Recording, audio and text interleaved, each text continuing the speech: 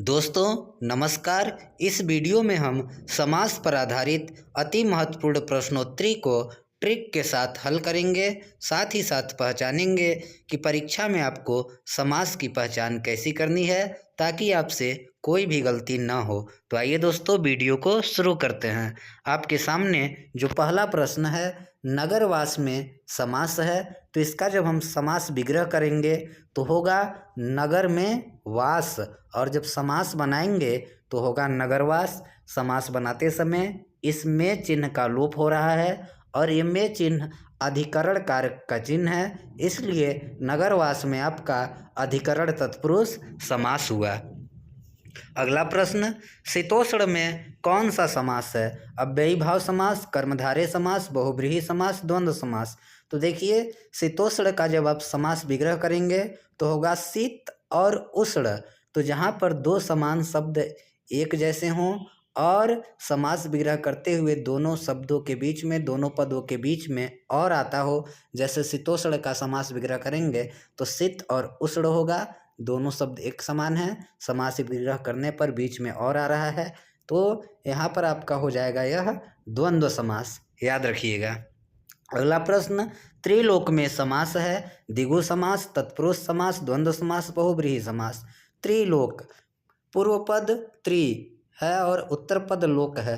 त्रि का मतलब हुआ तीन, तो ये त्रि पूर्व पद संख्यावाची है और लोक उत्तर पद प्रधान है। तो जहाँ पर पूर्व पद संख्यावाची और उत्तर पद प्रधान हो वहाँ पर आपका द्विगु समास होता है दोस्तों। चौथा देखिए, प्रभुदत्त में समास है, संबंध तत्पुरुष समास, करण तत्पुरुष समास, कर्म तत्पुरुष समास, इनमें से कोई नहीं। प्रभुदत्त, इसका समास विग्रह होगा प्रभु के द्वारा दिया हुआ।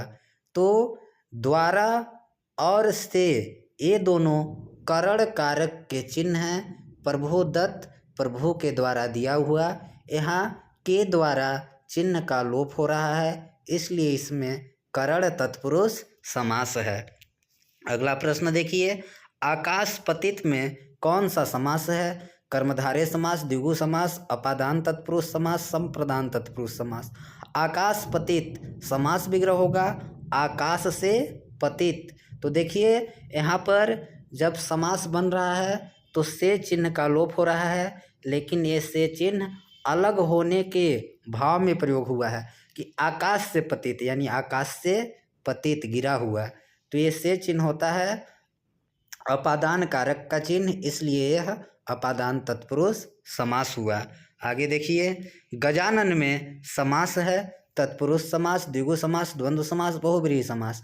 गजानन दो पद हैं, गज और आनन, समास विग्रह होगा गज के समान आनन वाला, अर्थात श्री गणेश। तो यहाँ देखिए दोनों पद प्रधान नहीं हैं, गज और आनन इन दोनों में प्रधानता नहीं है। प्रधान पद श्री गणेश हैं, कोई अन्य पद प्रधान है, या ऐसे समझिए कि यहाँ दोनों पद मिलकर किसी अन्य तीसरे पद की ओर संकेत कर रहे हैं। तो जहाँ पर ऐसी बात हो वहाँ पर आपका बहुव्रीहि समास होता है, तो यहाँ बहुव्रीहि समास। ग्रामगत में कौन सा समास है? कर्म तत्पुरुष समास, करण तत्पुरुष समास, अधिकरण तत्पुरुष समास, अव्ययी भाव समास। देखिए ग्रामगत का समास विग्रह होगा ग्राम को गया, ग्रामगत ग्राम को गया हुआ। तो यहाँ को चिन्ह का लोप हो रहा है समास बनाने पर, ग्राम को गया हुआ यानी ग्रामगत। तो को चिन्ह कर्म कारक का चिन्ह है, तो ये हो गया आपका कर्म तत्पुरुष समास। ऐसे ही आपको सभी समास की पहचान करनी है। आगे देखिए, चंद्रमुख में कौन सा समास है? अव्ययी भाव समास, कर्मधारय समास, बहुव्रीहि समास, द्विगु समास।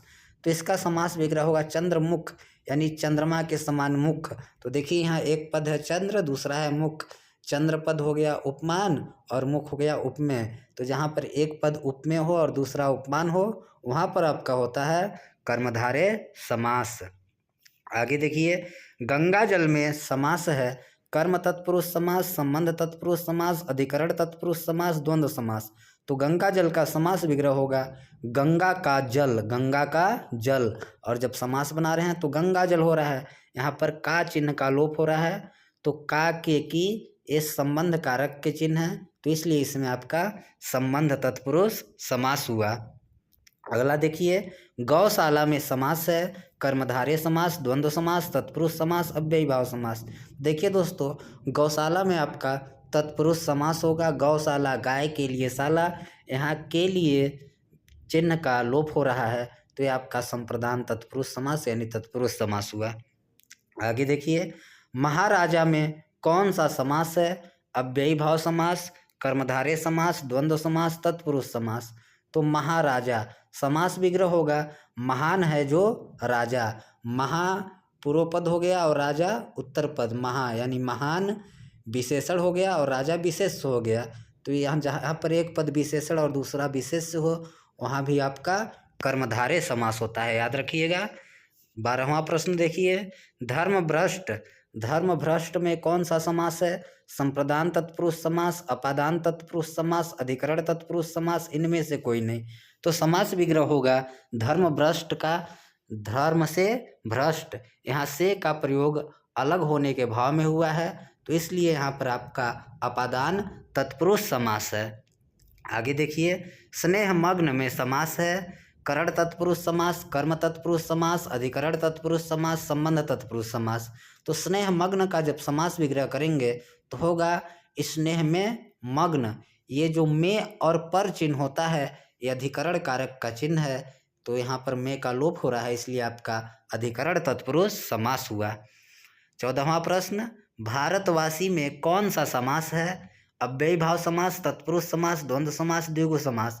तो देखिए, भारतवासी का समास विग्रह होगा भारत का वासी, और जब समास बनाएंगे तो का चिन्ह का लोप हो रहा है, तो यहाँ पर एक का चिन्ह कर्म कारक का चिन्ह है, तो इसलिए हुआ कर्म तत्पुरुष समास। ख उत्तर, इसमें तत्पुरुष समास है। आगे देखिए, यथासंभव में कौन सा समास है? कर्मधारय समास, अव्ययी भाव समास, द्विगु समास, द्वंद्व समास। यथासंभव पूर्व पद यथा उपसर्ग है, अव्यय है, यथासंभव यानी जितना संभव हो सके, तो ये जिसमें पूर्व पद उपसर्ग हो, अव्यय हो, वहाँ पर आपका होता है अव्ययी भाव समास। आगे देखिए, हस्तलिखित में समास है अव्ययी भाव समास, कर्म तत्पुरुष समास, करण तत्पुरुष समास, संबंध तत्पुरुष समास।